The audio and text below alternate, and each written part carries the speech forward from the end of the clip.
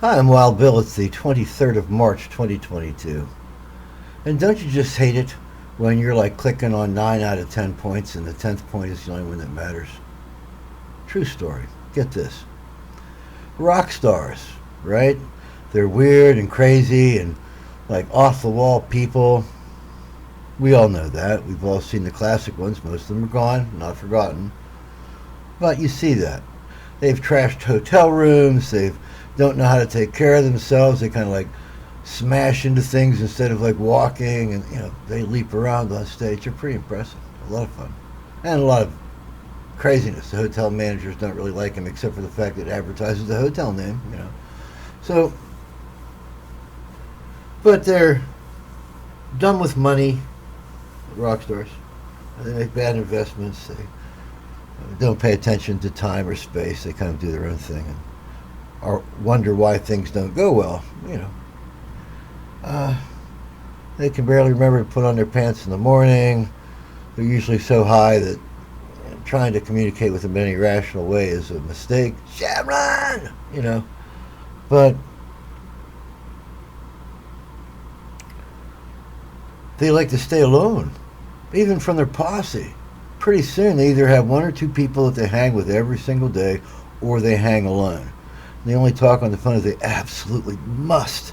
They don't like the phone because every time the phone rings, it's another problem. They don't want problems. The reason they're like they are is because problems are not good for them. So they, instead of solving problems, they skitter around the problems and do something impressive. It's a thing. And here's why.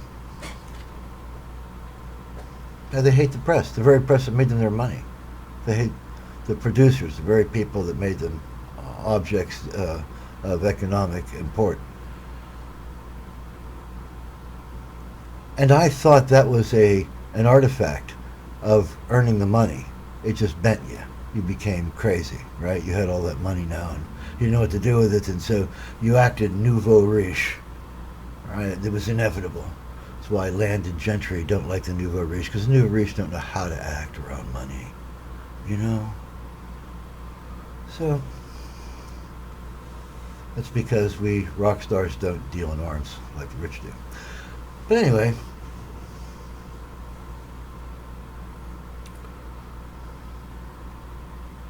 all those things, I thought they were artifacts of the way that wealth affects you. Sudden wealth, sudden unexpected wealth. Oh my gosh, I went from turning down 2 girls for 1 girl to turning down 100 girls, and I can't get the girls I want because now my eyes are looking higher. I want somebody else. I want some big figure that I've always desired.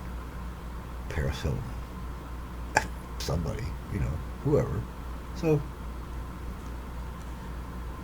they're never happy. They can't be made happy. It's impossible for them to be happy. They will always be tortured. They will always be angsty. They'll always be angry. And I had thought that this was an artifact of the sudden wealth, but it's not. It's an artifact of the nature of the beast. The person that becomes a rock star has certain strengths and certain flaws in his or her character. They direct him or her along a certain preferential path of rampant stupidity, but by the same token, of pursuing that chimera of artistic success to distraction, to the exclusion of all else, till they lose their interest in friends and family, and they lose their interest in publicity, and they lose their interest in talking on the telephone, and the more deeper they get into the success of it, the more they don't change, but the more that their responses to the change in their environment become apparent. That isn't the person changing. That's the environment changing. Imagine being a rock star. I'm not going to, well, okay, I will name one. How's that? You are like one of the great rock stars, one of the greatest guitarists who ever lived, the most imaginative, unlikely, crazy guy ever. Wrote the wildest songs that nobody's ever heard of, but somehow got known. I present to you, for your edification, Dr. Eugene Chadbourne, one of the great rock stars that nobody's ever heard of. 100 albums, you never heard of him. Fantastic guitarist, you never heard of him. You talk about Eric Clapton and Jimi Hendrix like there's something. You never heard Eugene Chadbourne. You've never seen a guy literally apply creativity to the purpose of making music on guitar. You've just seen people that copy stuff they saw other people do, that copy stuff they saw other people do. This guy does new and different, and nobody's like him. He's a rock star. So, Dr. Eugene Chadbourne goes out on the street, right? And everybody recognizes him. Doc, Doc, they chase him down the street. Sign my copy of, hippies and cops, sign my copy of the Johnny Paycheck medley. So, it's wonderful. Sign my copy of the Beatles medley.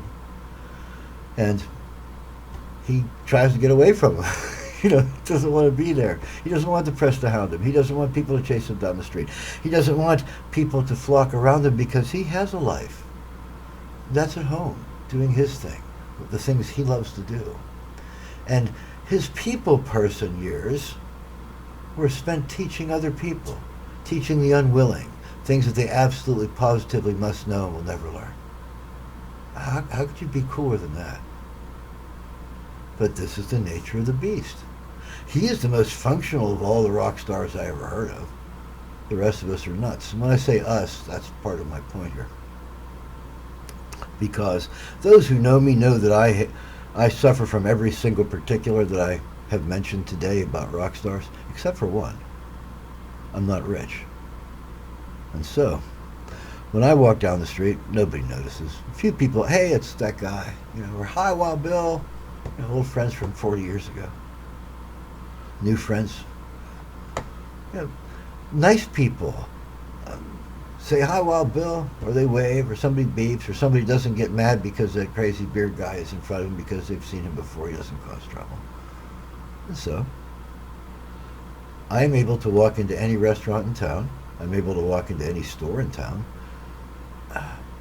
anonymously. The only thing between me and rock stars is that I don't have their money. And without their money, I am set free. There are trade-offs, don't get me wrong, but without the money, I am set free in ways that no rock star could ever enjoy. I have personal anonymity. Wait, if you live in Sharpsburg and you're out when I'm out, then you know about the guy with the beard, the dancing guy with the beard, the what's going on in his head guy, And that's a valid question. I wonder myself. But I'm acting like a rock star. And I'm not acting like a rock star because I studied rock stars and this is how they act and now I'm like pretending to be one. Like the guy that can't play guitar but he can sure put it behind his head and look like Jimi Hendrix. He can sure bite on it and look like Jimi Hendrix. He can, get all zoned out and like lean back in his chair and look like Eric Clapton. But he can't play guitar. I don't want to be one of those guys. I want to be the kind of guy that like hauls it out, does it for real, in real time, every time. Now, the deal is, I'm not a success. I was not picked up for that kind of success. Either my flaws are great enough to counter my strengths, or I'm just not the kind of person that looks for that, and the people that become rock stars are of two types. There are two types of people in the world, those that think that there are two types of people and those that not. The two types of rock star are the ones that pursue their art for art and the ones that pursue their art for monetary gain. Or security, financial security. And if buying a yacht is financial security, I think that you probably don't understand the language that you pretend to speak. You should say something else. It's greed manifest. Okay, there you go.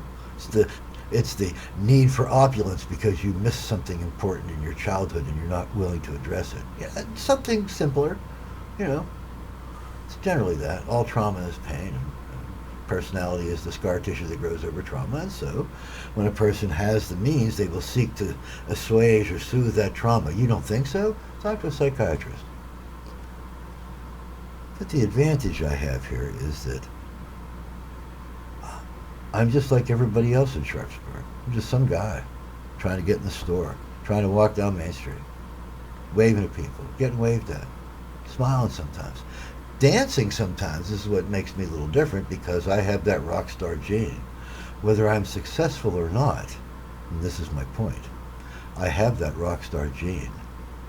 I love to perform. I love to be creative. These are the things I do better than I do anything else. I love to be musical. I love to be rhythmic. And I'm the kind of person that doesn't think like, well, how can I profit off of this? I just create because I'm in love with creativity. And so I have all the particulars of a rock star except one. And I even have notoriety. Amazing. And if you knew me in the old days, you'd think like, how is Bill still alive? Just like a rock star. Isn't it? Isn't it, boys? Yeah, it is. Didn't know what the hell he's doing. I don't know. You couldn't believe me. You couldn't. But there he was performing live as a solo act for years.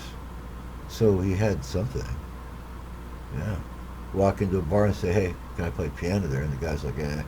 And he's like, well, let me set up my little piano here and listen for a couple minutes. And if you like me, you can hire me. Otherwise, I'll go home. And then they're like, yeah, okay. And they hire me. So that is what a rock star gets. A rock star gets the talent, the desire to be talented, reaches that moment where it's either pursuing the talent for whatever reason. In my case, flaws in my character, strengths in my character. How are you gonna call it? And it is the nature of the creature that becomes the rock star. These are the people that become rock stars. These are the people that don't become rock stars, but would in a different world, if the popular mores were different, if they were better. There are all kinds of reasons. If I devoted more of my time to practicing piano instead of devoting more of my time to laboring for people so I could pay rent and buy weed.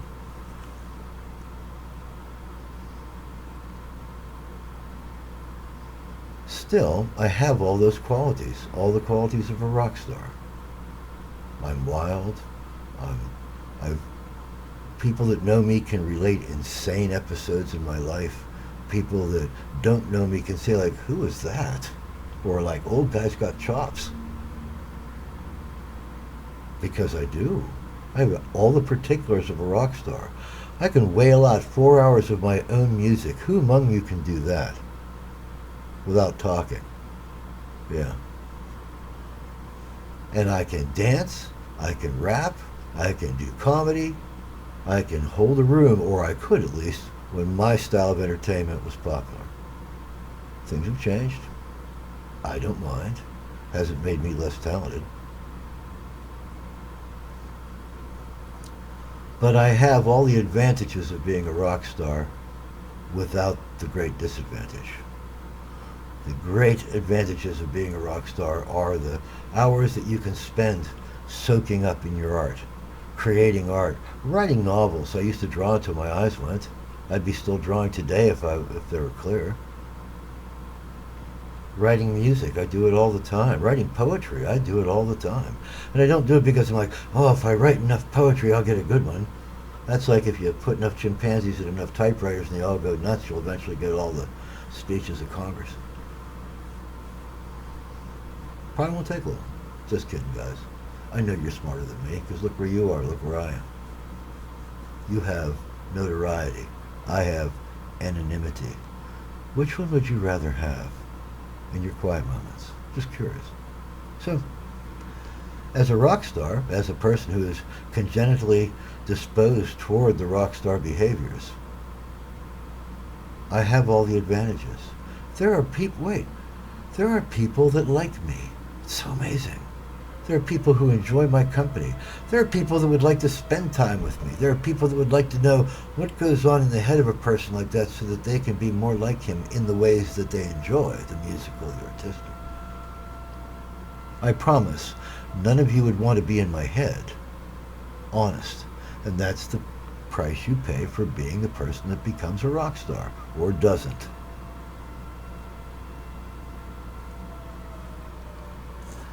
And now I can do anything that any rock star can do, except grandly. So I can't go to Hawaii and spend 2 weeks in a hotel and just throw money at people. How sweet, right?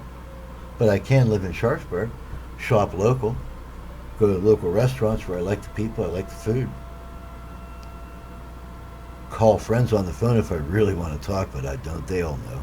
Anyone who knows me knows I hate to talk on the phone. Always have, because I didn't own a phone. I was poor. Not my parents' fault. It was my fault. But still, it's the kind of person a rock star is. You don't pay attention to some things because you're so paying attention to your art or whatever has made you different from society that some things either get away from you or you could care less about. The only time I care about having a phone is if I'm rock climbing and the piton breaks and now I'm dangling from a line 500 feet in the air and wishing somebody would come rescue me. And is the phone going to help? I don't think so. Out in the Oregon desert, or out in the Oregon forest, the rainforest, and you've fallen down and broken your leg and you get your phone out, you don't even have one bar. What the hell did I buy this thing for, right? I know. I'll take a video of myself dying. Yeah.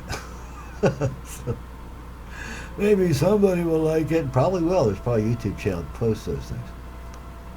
Famous last-minute photographs. I've seen them.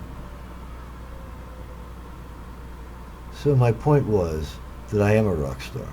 I'm not a rock star because you need success to be a rock star. I'm a rock star because I have all the definitive personality traits of a rock star and the definitive talents of a rock star and the ability to entertain a crowd of a rock star and that complete non-connection with reality that rock stars are famous and infamous for, justifiably so. You can't write great fantasy if you're in reality all the time, let me tell you. Ask Fred Hoyle. You don't know the story, it's okay. And that's my point for today. You can be a rock star without having the success. And so people don't call you a rock star. They think, well, he's not Eric Clapton, he's not Jimi Hendrix, he's not Elton John, he's not. Yeah, for you guys that don't know, Elton John is a rock star. He plays rock and roll really well. I'm not sure if people listen to his piano in the background of all that damn processing that he gets all the instruments and stuff. But if you listen to his piano alone, he's a hell of a blues pianist. He has all the licks, he has all the ways. He's listened to all the greats, you can tell, and he has taken what they had to say to heart. And Elton also doesn't like hanging with people, doesn't like being in crowds, doesn't like being on the highway, doesn't like being in traffic, is what I mean to say. Doesn't like the press calling him. Doesn't like being, I'm going to use this word advisedly, hounded by the media. That's how rock stars are. That's how he was going into it. He might have loved it at first or thought he loved it at first, but watch how soon it turned him. He didn't want to be part of that anymore.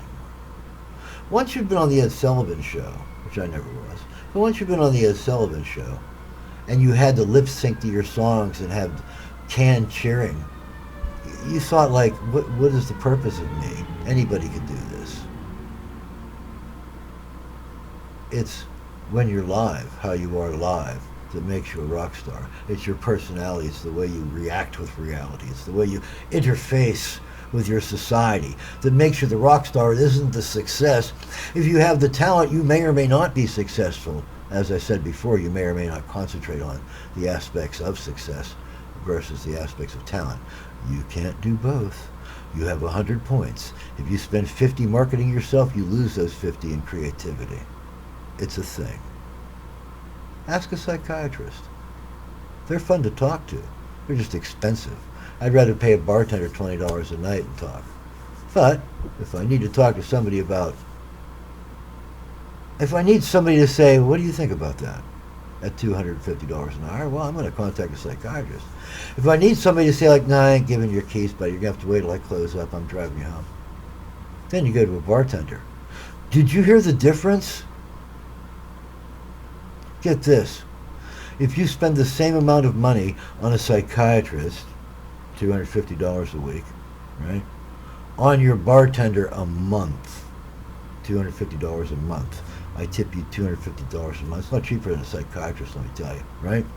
Here's the difference. Your psychiatrist would see your car wrecked and on fire and dial 911 as he drove by. The bartender would be like, crap, that's Wild Bill's car. Jump out of the car and try to help. This is the difference. This is what rock stars know that other people don't. because society needs to market product rather than promote understanding. That's why we have all this angst right now. Same thing. You guys, and I don't wish it upon you, you are in my mind for a short period here during this huge crisis, the pandemic, the wars and rumors of wars. You're in my mind for a brief moment. This is why I create art. The stresses that these things put on me force me to transfer. Transference is a process. Look it up. My angst, my unhappiness, my fears, my anger, my joy, my desire to survive it all and to come out on the other side, perhaps toothless, but grinning like a fool.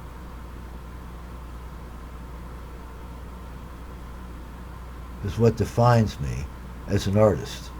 You guys, for a moment here, are in my head. You're thinking like, oh my gosh, oh my gosh, oh my gosh. What if gas prices go up to $5 a gallon? What if cigarettes go up to $11 a pack? And I have to buy gas and cigarettes. Wait, I need to pay for my phone. I need to buy Tombstone tonight because, we don't have time to cook. I need a babysitter. I need a second vehicle. How am I going to do that? I can't. Who could? Now that you're thinking like that, welcome to the inside of Wild Bill's brain. I'm like this all the time. I'm paralyzed by the conflicts implicit in existence. And so, for me, I employ, not on purpose, mind you, this is a reflexive mechanism. I employ a technique called transference, where I take all that energy and all the emotion that brings to me, that forces upon me unfairly, and I transmit it into art. I transmit it into thought. I transmit it into exercise. The practice of the fighting arts without making fists. It's so funny. Watch a guy that knows a little bit about the fighting arts try to practice his fighting arts without making a fist. It's so cool. These are things you can learn from. I learn from them. Watching myself, I laugh because I'm a rock star. And that was my whole point. Sorry about the many but-I digressions, but there it is. I don't have to feel that I didn't make it.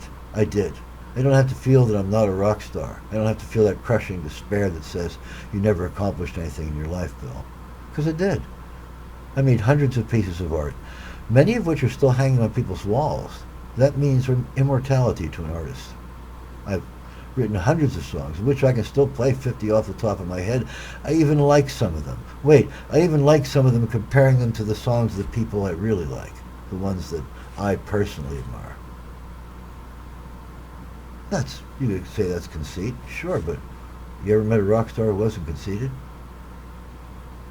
Maybe you thought he wasn't, but I assure you that conceit is a great part of the rock star character. Part of that transference mechanism is the desire for external validation. So the artist can say, look, because I did this wonderful thing, aren't I cool? And other people say, why, yes, you are. That external validation is what the flaws in our psyche require of us for any kind of calm, any kind of peace, any kind of reward. Bill, that's fantastic. Love the song. Wow, Bill, I want that drawing. When you die, give me that drawing of the whales. Love that crazy little poem you sent me on my birthday. So,